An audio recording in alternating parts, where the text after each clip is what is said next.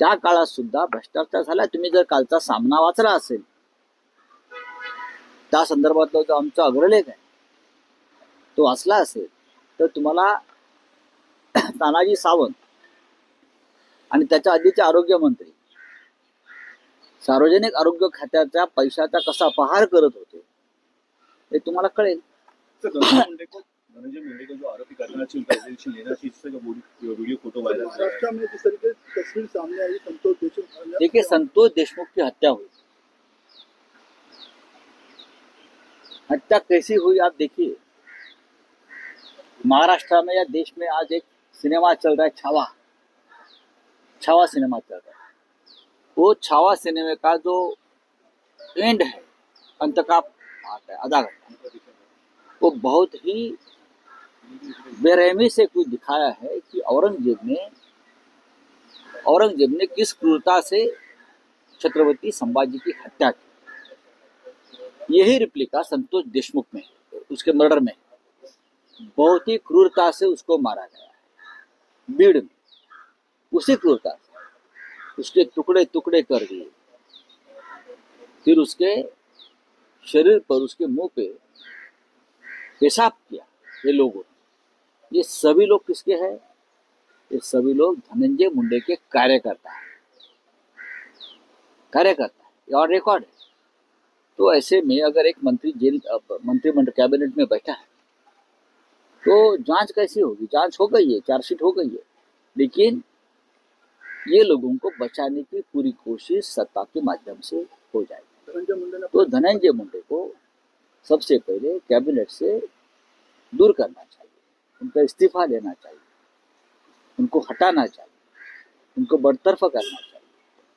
Sir हम देखिए कि जिस तरीके से अबू हाशिम को लेकर बयान आया कि अबू हाशिम ने औरंगजेब की तारीफ की. देखिए अबू आदमी क्या हिस्ट्री लिखते हैं क्या? वो इतिहास संशोधक है क्या? उनको गंभीरता से लेने की जरूरत नहीं. मीडिया वाले उनको बहुत महत्व देते हैं. क्या जरूरत है अबू आदमी जैसे लोगों को इतना महत्व देने की? सर महाकुंभ में जो भगदड़ हुई थी उसको उजागर नहीं है, वो नहीं दिया, ऐसा योगी आदित्यनाथ का है. हाँ, बहुत कुछ छुपाया है. जब मैंने कहा पार्लियामेंट में 2000 से ज्यादा लोग भगदड़ में मारे गए तो मेरा माइक बंद कर दिया राज्यसभा चेयरमैन ने. उस वक्त जो बैठे थे सच बोलने नहीं दिया.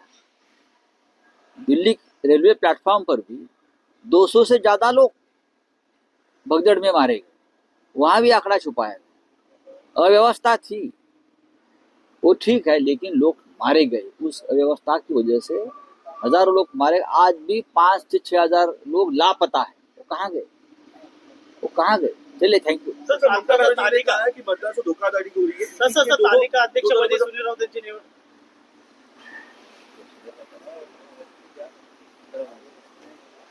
हे व्हिडिओ आमच्यापर्यंत आले, आज आरोपपत्रामध्ये लावलेले आहेत ते. तर राज्याचे गृहमंत्री हे कसं काय झटकू शकतात की आमच्यापर्यंत आलं नाही आणि आम्ही पाहिलं नाही, असं काही घडलं नाही.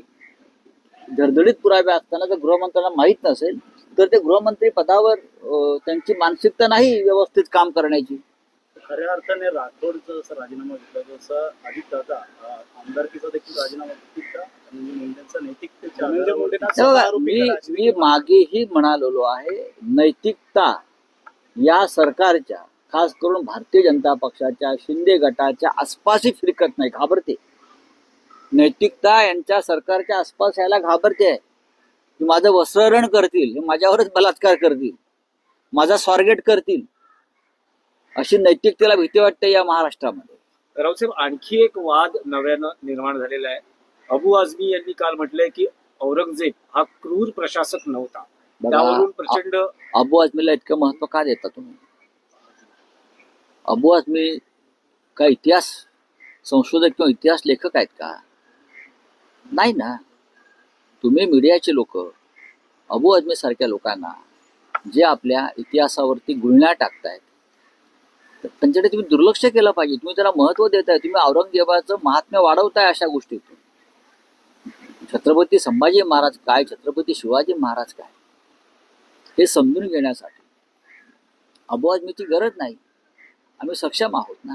पण राऊत साहेब, यासाठी हे विधान गांभीर्यानं घेतलं गेलंय कारण ते राज्य विधिमंडळाचे, विधानसभेचे सदस्य आहेत आणि ते अशा पद्धतीनं बोलतायत आणि अनेकदा ते अशीच वादाची विधानं करत ती असतात. वादाची विधानं मागणी अशी होते की त्यांना त्यांची आमदारकी रद्द करण्यात मग यावी. करावी ना.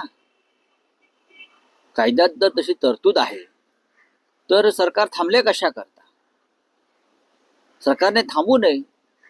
हा जो प्रश्न आहे हा तुम्ही राज्याच्या मुख्यमंत्र्याकडे जाऊन विचारायला पाहिजे, तुम्ही काय करताय हा प्रश्न आहे. हा तुम्ही विधानसभा अध्यक्षांना जाऊन विचारायला पाहिजे, तुम्ही काय करताय. ते नुसते जाऊन रायगडावर आणि शिवनेरीवरती भाषण करणार शिवाजी राजांवर आणि संभाजी राजांवर. करा ना, तुम्हाला कोणी अडवलंय?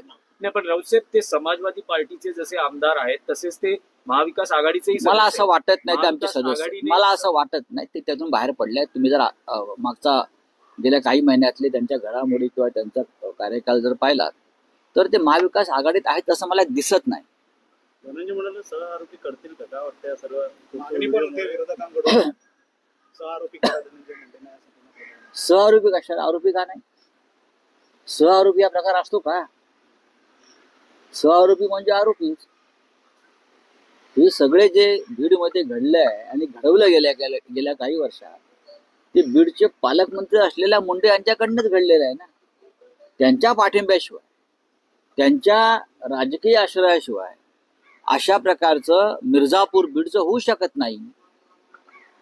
राऊतसाहेब काल तानाजी सावंत यांनी मुख्यमंत्री देवेंद्र फडणवीस यांची भेट घेण्याचा प्रयत्न केला. फडणवीसांच्या दरवाजावर त्यांना एक 5 ते 10 मिनिटं वाट बघावी लागली. त्यानंतर त्यांना बंगल्यात घेतलं गेलं, पण मीटिंगमध्ये व्यस्त असल्याचा निरोप त्यांना देण्यात आला, त्यामुळे त्यांना परत जावं लागलं. त्यांचा राजीनामा घेतला पाहिजे. फिट केस आहे राजीनाम्याची. आमदारकीचा म्हणतो मी, मंत्रिपद त्यांच्यावर खटला दाखल केला पाहिजे. जन्मठेप होऊ शकते त्यांना. इतका मोठा भ्रष्टाचार त्यांनी लूट केली आहे तिजोरीची. तानाजी सावंत यांच्यावर जर गुन्हा दाखल केला आरोग्य खात्यातल्या घोटाळ्यासंदर्भात, 70 कोटीचं कॉन्ट्रॅक्ट हे 3,910 कोटींना दिलं जातं. मग ॲम्ब्युलन्स असेल, स्वच्छतेचं कॉन्ट्रॅक्ट, इतर बरीच त्याच्याच कामं आहेत.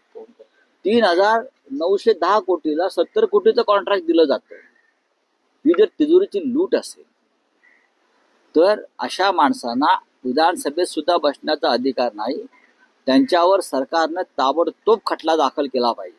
तानाजी सावंतवर तुम्ही त्यांना दारातून परत पाठवलं तुमच्या बंगल्याच्या वगैरे, ठीक आहे हो, पण त्यांना विधानसभेच्या दारातून परत पाठवला पाहिजे अशा भ्रष्ट मंत्र्यांना. एकनाथ शिंदेकडे देखील खाते होते तेच आरोपी खाते. त्या काळात पण भ्रष्टाचार झालाच आहे ना. त्या काळात सुद्धा भ्रष्टाचार झाला. तुम्ही जर कालचा सामना वाचला असेल, त्या संदर्भातला जो आमचा अग्रलेख आहे तो वाचला असेल तर तुम्हाला तानाजी सावंत